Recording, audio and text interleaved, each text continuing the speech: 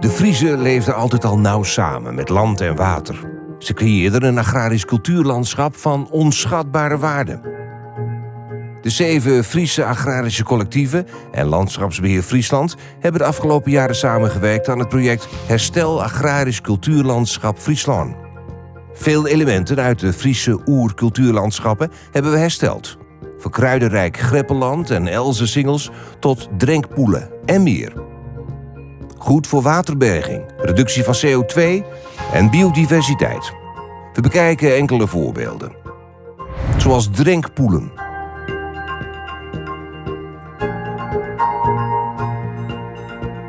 We hebben Texas longhorens en Engelse longhorens en dat is zoogkei en die weidewieren en dat doen we in combinatie met weidevogelbeheer.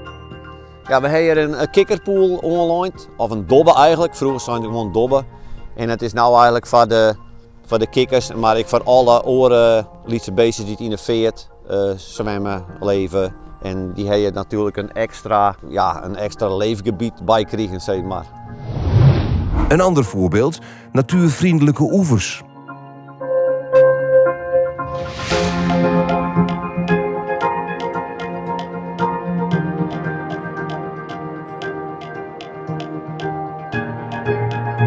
Weer een geheel andere herstelmaatregel, erfbeplanting bij boerderijen.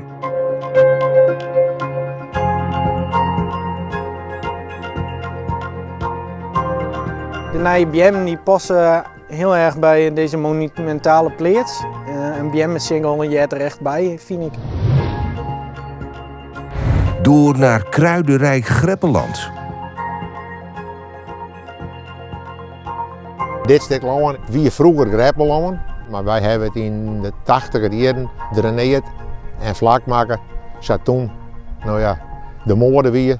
En toen ik meen dat het goed weer. En nu hebben we uiteindelijk met na inzichten vinden we dat het op Greppels eigenlijk nog volle mooier is. Doe de conswilling weer het ongelooflijk. Er zijn alle vlinders om het trekker heen en libelles en oren. Ja, leven goed. Ik ken ze net bij naam, maar dat een gigantisch verschil mooier zat het vroeger weer. En je kan ik duidelijk merken als het even een dag ruimte hebt, dan is een paar dagen, 2, 3, 4 soms dagen, dan stiet het water in die greppels zeggen wij dan. En dan is het weer voort. Zo realiseerden we 38 kilometer aan nieuwe greppels en 156 hectare nieuw kruidenrijk Greppelland. Maar er gebeurde nog veel meer. In vogelvlucht nog enkele maatregelen en enkele dieren en planten die er baat bij hebben. Zoals al genoemd, drenkpoelen en erven, natuurvriendelijke oevers. Kruidenrijk Greppelland. Maar ook biodiverse akkerranden en dijkbiotopen. Opgaande elementen zoals singels en houtwallen.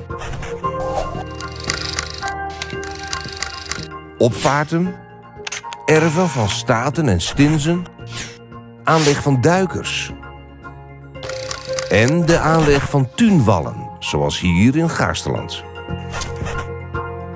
Zo versterkten we de biodiversiteit, verfraaiden we het landschap en herstelden we het cultureel erfgoed van Friesland. Ik vind het mooi aan dit project omdat ik het leuk vind, omdat je vroeger altijd poelen in en om dat te herstellen, zeg maar. Het geldt weer een stukje biodiversiteit en de kijkkinderen ik nog goed drinken.